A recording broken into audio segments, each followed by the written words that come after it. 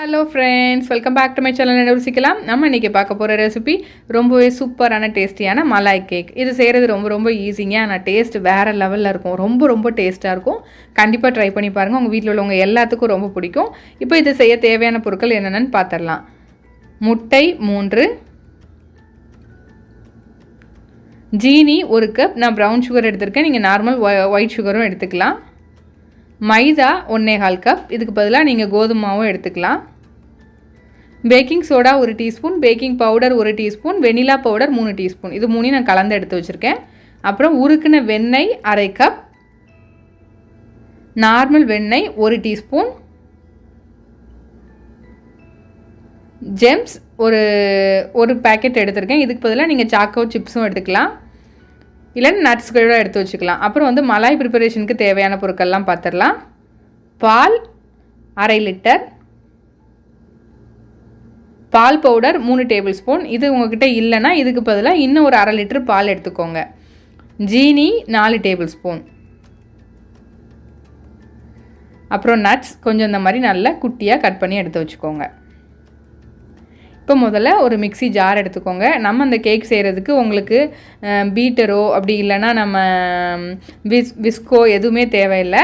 நம்ம மிக்சிலே இந்த மாதிரி பீட் பண்ணிக்கலாம். 3 எக்கையும் இப்போ சேர்த்துட்டு ஒரு 30 செகண்ட்ஸ்க்குள்ளே, அதுக்கு மேலே பீட் பண்ணாதீங்க, 30 செகண்ட்ஸ்க்குள்ளே பீட் பண்ணிக்கோங்க. நல்லா ஸ்பீட் 1லே வச்சு பண்ணுங்கள்.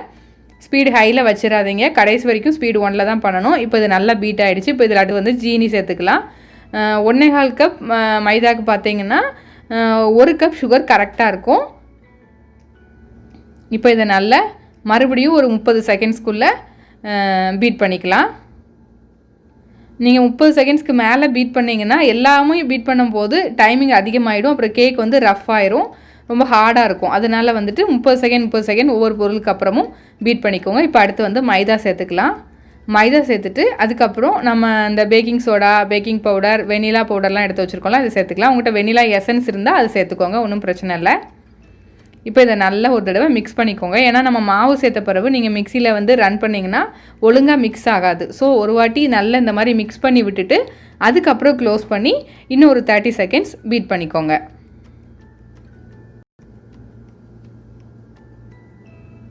இப்போ இதை நல்லா ஒரு 30 செகண்ட்ஸ் நல்லா பீட் பண்ணிக்கலாம். அடுத்து இப்போ நம்ம இதில் வந்து உருக்குன வெண்ணெய் சேர்த்துக்கலாம். இந்த வெண்ணெய் வந்து பார்த்திங்கன்னா உங்களுக்கு ரூம் டெம்பரேச்சரில் இருக்கணும், ரொம்ப சூடாக இருக்கக்கூடாது, நார்மலாக இருக்கணும், அப்படி பார்த்துக்கோங்க. இப்போ இதையும் நல்லா ஒரு 30 செகண்ட்ஸ் நல்லா பீட் பண்ணிக்கலாம்.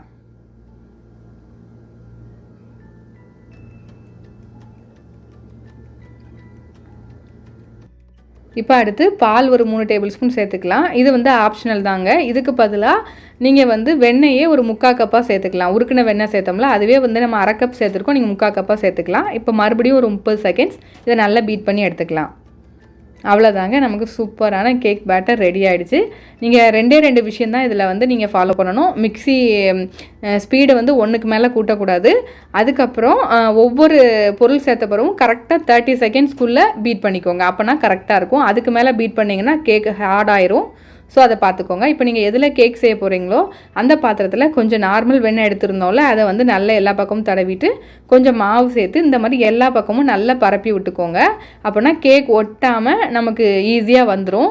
இப்போ இந்த மாதிரி எல்லா பக்கமும் நல்லா பரப்பி விட்டுட்டு எக்ஸ்ட்ரா மாவு இருந்துச்சுன்னா அதை எடுத்துருங்க. இப்போ இதில் கேக் பேட்டரை ஊற்றிடலாம்.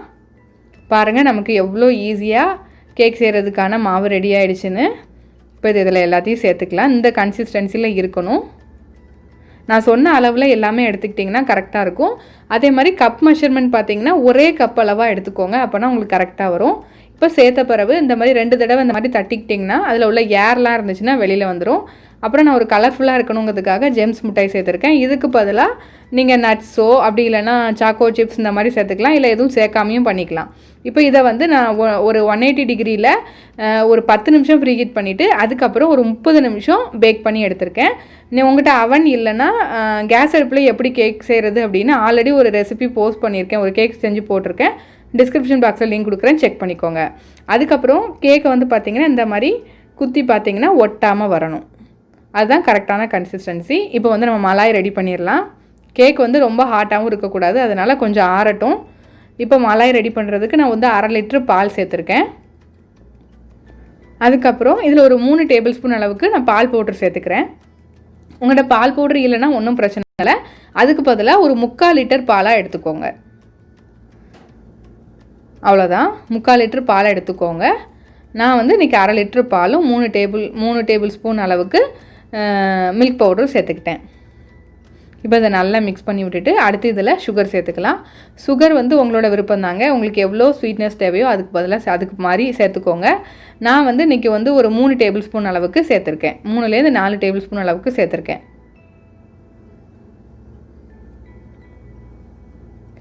இப்போ இதை மறுபடியும் நல்லா மிக்ஸ் பண்ணலாம். இனிமேல் வந்து மிக்ஸ் பண்ணிகிட்டே தாங்க இருக்கணும். இதை வந்து நீங்கள் ஹை ஃப்ளேமில் வச்சு கூட பண்ணலாம். இது பண்ணுறதுக்கு கொஞ்சம் அகலமான பாத்திரமாக எடுத்துக்கோங்க, அப்படின்னா கொஞ்சம் சீக்கிரமாக ரெடி ஆகும். ஹை ஃப்ளேமில் வச்சு பண்ணுறீங்க அப்படின்னா பக்கத்தில் நின்று கிண்டி கொடுத்துட்டே இருக்கணும், இல்லைனா பொங்கி வடிஞ்சிரும். ஸோ அதை பார்த்துக்கோங்க. கொஞ்சம் நல்லா மிக்ஸ் பண்ணி விட்டுட்டே இருந்தீங்கன்னா இந்த மாதிரி பொங்கி பொங்கி வரும். அந்த ஓரத்தில் ஆடெல்லாம் படர்ந்துட்டே வரும், அதெல்லாம் எடுத்து விட்டுக்கோங்க. பாருங்கள், இப்போ கொஞ்சம் திக்காக இருக்குது. பாலோட அந்த மலாயோட கன்சிஸ்டன்சி பார்த்தீங்கன்னா உங்களுக்கு வந்து கொஞ்சம் லிக்விடாக தான் இருக்கணும். அப்போ தான் அந்த கேக்குக்குள்ளெல்லாம் இறங்கி நல்லா ஜூஸியாக வரும். அந்த மாதிரி திக்காக கொஞ்சம் வந்ததுமே நீங்கள் ஆஃப் பண்ணி வச்சுக்கோங்க.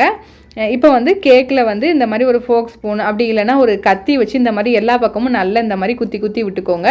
கேக்கை திருப்பி போட்டு பின்னாடியும் இந்த மாதிரி நல்லா குத்தி வச்சுக்கோங்க.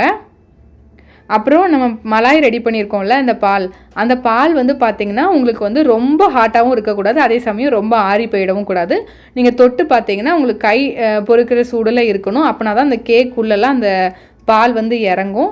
நீங்கள் ரொம்ப ஹாட்டாக பால் ஊற்றிட்டா கூட கேக் வந்து கொலன்னு ஆயிரும். ஸோ அந்த கொஞ்சம் சூடாக இருக்கிற மாதிரி வச்சு போட்டுக்கோங்க. நல்லா ஆறி போயிட்டாலும் உள்ளே இறங்காது. ஸோ அதை பார்த்துக்கோங்க. இப்போ இதை எல்லாத்தையும் இதுக்கு மேலே இந்த மாதிரி ஊற்றி விட்டுறலாம். ரொம்ப ரொம்ப டேஸ்ட்டாக இருக்குங்க இந்த கேக்கு. கண்டிப்பாக ட்ரை பண்ணி பாருங்கள். குழந்தைங்களுக்கெல்லாம் ரொம்ப பிடிக்கும். கிட்டத்தட்ட அந்த பால்கோவா கேக் சாப்பிட்ட மாதிரி ஒரு ஃபீல் இருக்கும். அந்த அளவுக்கு டேஸ்ட்டாக இருக்கும். இந்த மாதிரி எல்லா பக்கமும் நல்லா தட்டி விட்டுக்கோங்க. மறக்காமல் இந்த பால் வந்து கொஞ்சம் சூடாக இருக்கிற மாதிரி பார்த்துக்கோங்க. அப்போ தான் உள்ள வரைக்கும் நல்லா இறங்கும். இப்போ இந்த மாதிரி இதுக்கு மேலே கொஞ்சம் நட்ஸ் தூவிக்கிறேன். இது ஆப்ஷனல் தான். இதை தூவிட்டு ஒரு 10 நிமிஷம் நீங்கள் ஃப்ரிட்ஜில் வச்சு அதுக்கப்புறம் எடுத்து சாப்பிட்டிங்கன்னா ரொம்ப ரொம்ப சூப்பராக இருக்கும். நான் இப்போ இதை கட் பண்ணி காமிக்கிறேன் பாருங்கள். சூப்பரான மலாய் கேக் ரெடி ஆகிடுச்சு. ரொம்ப ஈஸியாகவும் செஞ்சிட்டோம். ரொம்ப ரொம்ப டேஸ்ட்டாகவும் இருக்கும். நான் இப்போ இதை உங்களுக்கு உடனே கட் பண்ணி காமிச்சனால கொஞ்சம் எக்ஸ்ட்ரா மலாய் இதில் ஊற்றி காமிக்கிறேன். ரொம்ப ரொம்ப டேஸ்ட்டாக இருக்குங்க.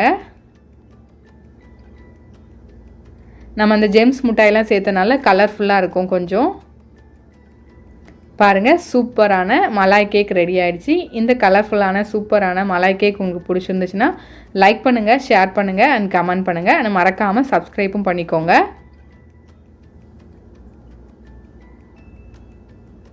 அப்புறம் ஒரு முக்கியமான விஷயம், நம்ம சேனலில் கிவ்வே கான்டெஸ்ட் போயிட்டுருக்கு. மறக்காமல் எல்லோரும் பார்ட்டிசிபேட் பண்ணிக்கோங்க.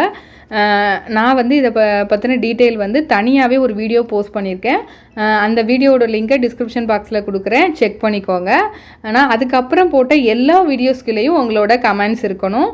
அப்புறம் லைக் பண்ணி ஷேர் பண்ணியிருக்கணும். அப்புறம் ஃபேஸ்புக் அண்ட் இன்ஸ்டாகிராம் பேஜை ஃபாலோ பண்ணியிருக்கணும். இது எல்லாமே நீங்கள் பண்ணால் தான் இந்த கான்டெஸ்ட்டில் கலந்துக்கிட்டதாக அர்த்தம். ஸோ அதெல்லாம் கொஞ்சம் ஃபாலோ பண்ணிக்கோங்க. எல்லாத்துக்கும் ஆல் த பெஸ்ட். அப்புறம் நம்ம சேனலுக்கு இது வரைக்கும் நீங்கள் சப்ஸ்கிரைப் பண்ணலன்னா சப்ஸ்கிரைப் பண்ணி பக்கத்தில் உள்ள பெல் ஐக்கானை கிளிக் பண்ணி அதில் ஆளுங்கிற பட்டனை கிளிக் பண்ணிக்கோங்க. அப்போ தான் நம்மளோட ஃபியூச்சர் ரெசிபீஸ்லாம் உங்கள் நோட்டிஃபிகேஷன் லிங்க்கில் வரும். Thank you friends.